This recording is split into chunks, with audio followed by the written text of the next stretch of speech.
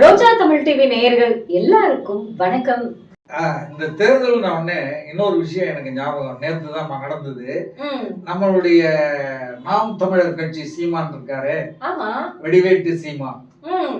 அந்த விஷயத்துல ரொம்ப சோகமா இருக்காரு. எனக்கு ரொம்ப சோகமா இல்லம்மா, ஜாலியா இருக்காருமா. சார் அவருக்கு தெரியுமாமா நம்ம தோத்து போயிடுவோம், நம்ம கட்சி தோத்து போயிடுவோம்னு. அப்புறம் ஏன் சோகமா இருக்காரு அவரு? நம்ம முன்னாள் முதல்வர் ஜெயலலிதா அம்மா இருக்காங்க இல்லையா, அவங்கதான் வந்து இருக்கிறதுலே சிறந்த வந்து ஒரு பெண்மணின்னு சொல்லுவாங்க. ஏன்னா அவங்க பேசி பேசி தான் எல்லாருமே வந்து பெரிய ஆளா இருக்காங்கன்னு ஒரு மேடையில சொன்னாங்க. அவர் அந்த அளவுக்கு பேசுறாரே சார், இப்படி எல்லாம் அதுக்கு என்ன பண்றது? பேசி என்ன பண்றது? விஷயத்துல கரெக்டா இருக்கணும்ல, வேலையில பாருங்க. அங்க யூபியில வந்து பூலாம் தேவின்னு ஒரு பெரிய கொள்ளைக்காரி இருந்தாங்க. அந்த கொள்ளைக்காரி வந்து திருந்திட்டேன்னு சொல்லி போலீஸ்ல சரண்டர் ஆகி வந்த பிறகு அங்க சமாஜ்வாதின்னு ஒரு கட்சி இருக்கு. அந்த கட்சியில அந்த பூலாம் தேவிக்கு சீட்டு கொடுத்து எம்பி ஆக்கி பார்லிமெண்ட்டுக்கு கொண்டு போனாங்க. இப்ப அதே பாணியில சீமான் போயிருக்காருமா. இது என்னடா இது புது கதையா இருக்கு? ஆமாமா, அவங்க கட்சியில என்ன பூலாந்தேவி இருக்காங்க? பூலாந்தேவி இல்லம்மா, பூலாந்தேவி மாதிரி ஒருத்தர் இருந்தார்ல, சந்தன கடத்தல் வீரப்பன். ஆமா, இருந்தாலும் அவர் வந்து எல்லாருக்குமே வந்து கொள்ளைக்காரனா தெரியும். ஆனா இருக்கிறதுல ரொம்ப நல்ல மனுஷன். என்னதான் நல்ல மனுஷனா இருந்தாலும் கொள்ளைக்காரன் தானே. அவருடைய பொண்ணுதான் வித்யானுமா, அது நேத்து வரைக்கும் பிஜேபியில இருந்தது. இன்னைக்கு பார்த்தா இவரு கட்சிக்கு வந்த உடனே இவரு கிருஷ்ணகிரியில சீட்டு கொடுத்துட்டாரு. அப்படியா? ஆமா. இப்போ புரட்சி பண்றதுல சீமானை விட்டா வேற ஆளே கிடையாதுமா. ஆனா புரட்சி பண்றேன்னு சொல்லிட்டு இன்ஸ்டாவிலயும் பேஸ்புக்லயும் புரட்சி பண்றாரு, தேர்தல்ல புரட்சி பண்ண மாட்டேங்கிறாரு.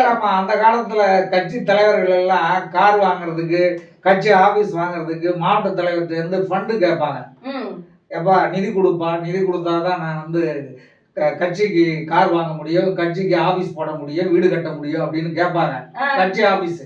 இப்ப அதே மாதிரி சீமானம் வந்து மாவட்ட செயலாளர்கள் எல்லார்கிட்டையும் 1 லட்சம் 2 லட்சம் கொடுங்க, அண்ணன் கார் வாங்கணும்டா அப்படின்னு சொல்லி எல்லாருக்கிட்டையும் துட்டு வாங்கி கார் வாங்கியிருக்காருமா. பாவம், அவர்கிட்ட காசே இல்லம்மா, அந்த லெவல்ல இருக்காருமா.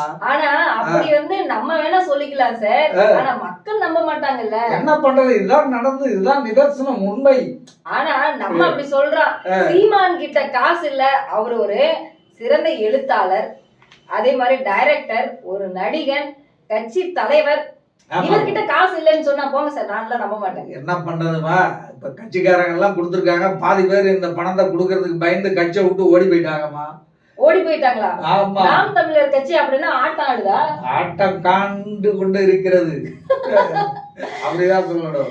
இப்போ வீரப்பனுடைய மகள் அவங்க போனாங்க அப்படின்னா அந்த கிருஷ்ணகிரி தொகுதி இப்ப விஐபி தொகுதி ஆயிடுச்சுமா. ஆமா சார், வீரப்பன் சொல்லுங்க. என்ன அப்படின்னா இப்போ டாக்டர் அன்புமணி ராமதாஸ் அவங்களே வந்து பாத்தீங்க அப்படின்னா ரொம்ப வந்து பிளான் பண்ணி எல்லா விஷயத்தையும் பிளான் பண்ணி செய்வாங்க. இப்போ வந்து சுகாதார மையத்தினுடைய தலைவியா இருந்தாங்க அவங்களுடைய மருமக. ஆமாமா, சௌமியா அன்புமணி. சுற்றுச்சூழல் பிரிவிலேயே சுற்றுச்சூழல் அவங்க ரொம்ப இன்ட்ரெஸ்ட் உள்ளவங்க. இப்போ அவங்க இருக்கும் பொழுதுதான் இந்த 108 ஆம்புலன்ஸே வந்து கொண்டு வந்தாங்க. அதெல்லாம் வந்து பாத்தீங்க அப்படின்னா கிருஷ்ணகிரி தொகுதியில வந்து அவங்கள எல்லாருக்குமே நல்லா தெரியும். இப்ப அதை பிளான் பண்ணி நம்ம ஜெயிக்கணுங்கிறதுக்காகவே சௌமியா அன்புமணியை இன்னைக்கு காலையில 1 மணிக்கு வேட்புமனு தாக்கல் பண்ணியிருக்காங்க. ஏமா இப்ப பிஎம்கே வந்து பிளான் பண்ணி தான் இல்லம்மா, எல்லா கட்சியுமே பிளான் பண்ணி தான் பண்ணுது. அதே மாதிரி தங்கர் பஜானா கடலூர் தொகுதியில நிக்க வச்சிருக்காங்க. அவங்களுடைய பிளான் என்ன தெரியுங்களா? இப்ப நம்ம போய் நின்னா, ஏன்னா கூட்டணி கட்சி வந்து நம்ம யாரோட கூட்டணி வச்சிருக்கோம்னு அவங்களுக்கு நல்லாவே தெரியும். அதனால இவங்களை நிக்க வச்சா நம்ம வீட்டுக்குள்ள மாதிரி வந்து ஓட்டு கிடைக்கும்ல, அப்படிங்கறதையும் தாண்டி இன்னொரு விஷயம் என்ன தெரியுங்களா? இப்ப ஜாதி கட்சி அப்படின்னு சொல்லுவாங்க இல்லையா, அந்த ஊர்ல அந்த ஜாதி கொஞ்சம் ஜாஸ்தி. அதனால வந்து அதை பிளான் பண்ணியும் வந்து நிக்க வச்சுட்டாங்க. அப்படி பாத்தீங்கன்னா நீனு தங்கர் பஜானும் அதனாலதான் அங்க நிக்கிறாரு. அவரும் வந்து அந்த ராம்தாஸ் கேஸ்ட சேர்ந்தவர், அவங்க அந்த கேஸ்ட சார்ந்தவங்க தான் அங்க ஓட்டு அதிகம் இருக்கு, அதனால தங்கர் பஜான் அங்க நிக்கிறாரு. என்ன ஒண்ணு தெரியுமா?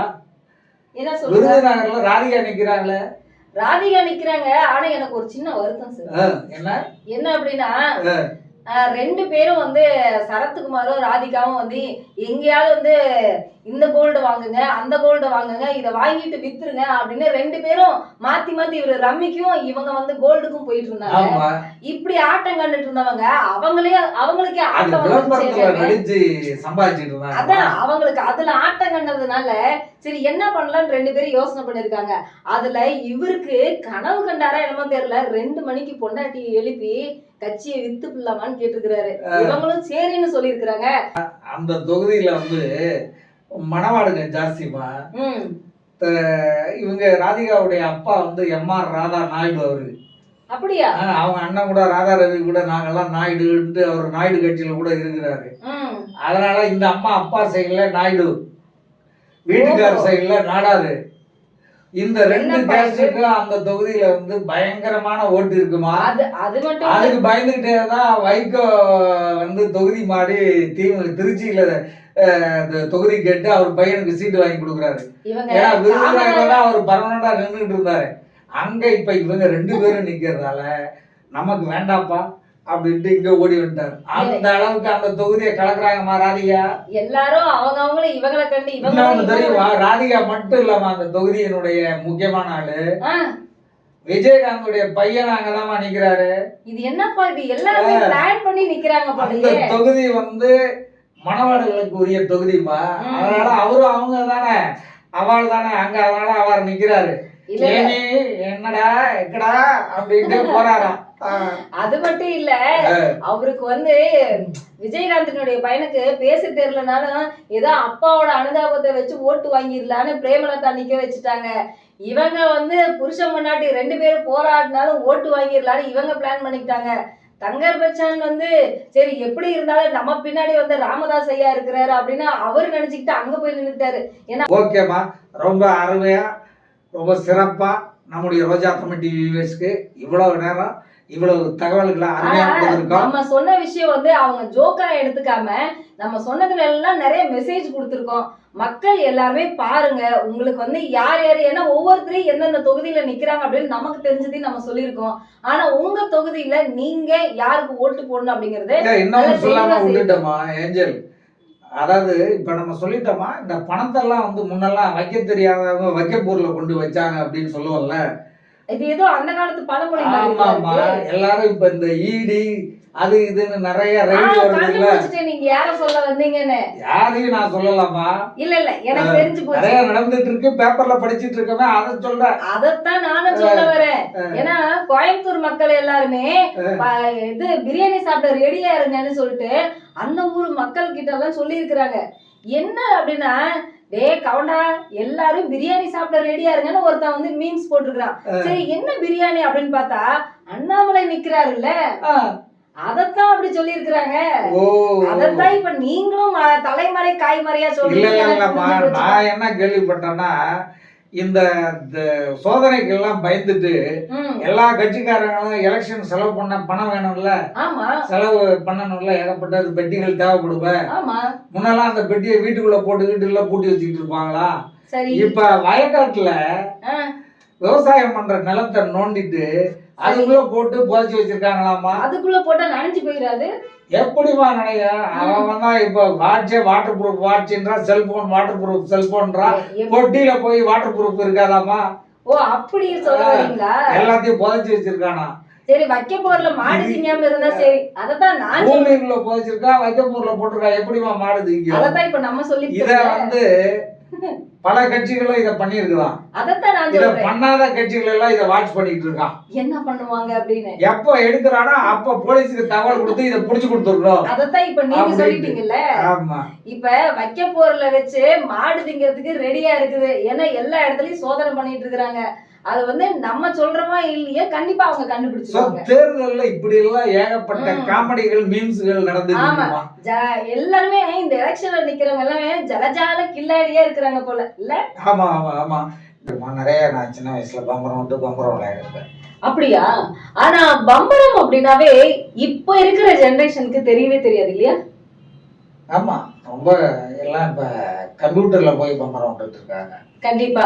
ஆனா பம்பரம் சின்னம் அப்படின்னா யாரு ஞாபகம் இருக்கா சார்? இப்போ வைகோ, மதிமுக, ஆனா வைகோ அவர்களை மறந்து துரை வைகோ அப்படிங்கறது வந்து இப்போ எல்லாருக்கும் கொஞ்சம் ஞாபகம் இருக்கு இல்லையா? அவருடைய பையன்.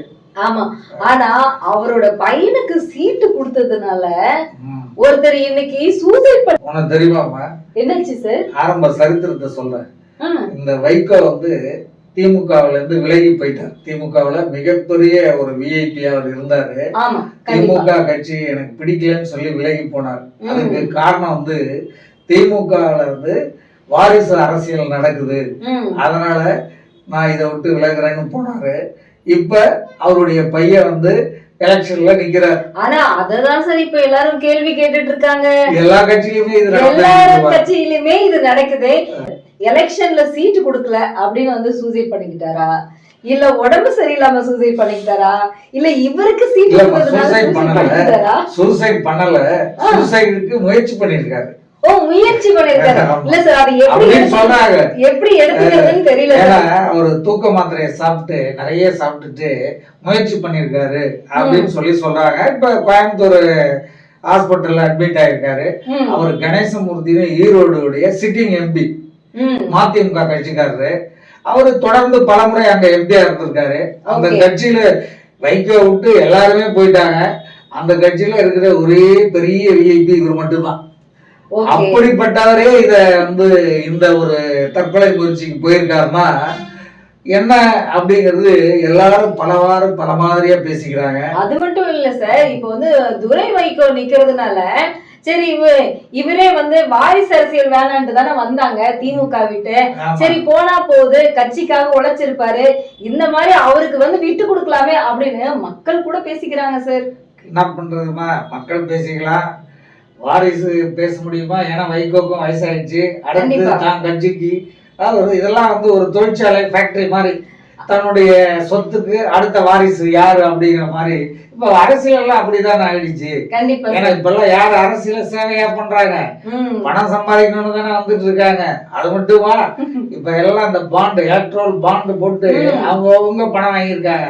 ஆனா வாங்கினாங்க 2 பேருமே வந்து நீ ஊழல் பண்ணிட்ட, இந்த பாண்டு மூலமா ஊழல் பணம் தான் வாங்கிட்டேன்ற சொல்றவரும் கிட்டத்தட்ட பாதி பணம் வாங்கியிருக்காரு. இப்படி இந்த மாதிரி இப்ப வந்து ஊழல்ன்றது முன்னெல்லாம் இலைமறை காய்மறையா நடந்ததுமா.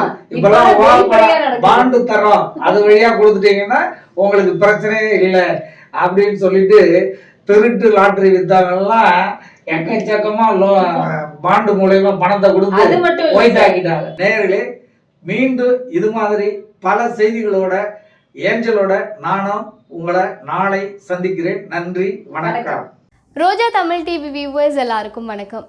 இதுவரை நீங்கள் பார்த்த இந்த நிகழ்ச்சி உங்களுக்கு பிடிச்சிருக்கும் அப்படின்னு நினைக்கிறோம். இது மாதிரி பல சுவாரஸ்யமான நிகழ்ச்சி உங்களை வந்து சென்றடைய நீங்கள் செய்ய வேண்டியது ஒன்றே ஒன்று தான்.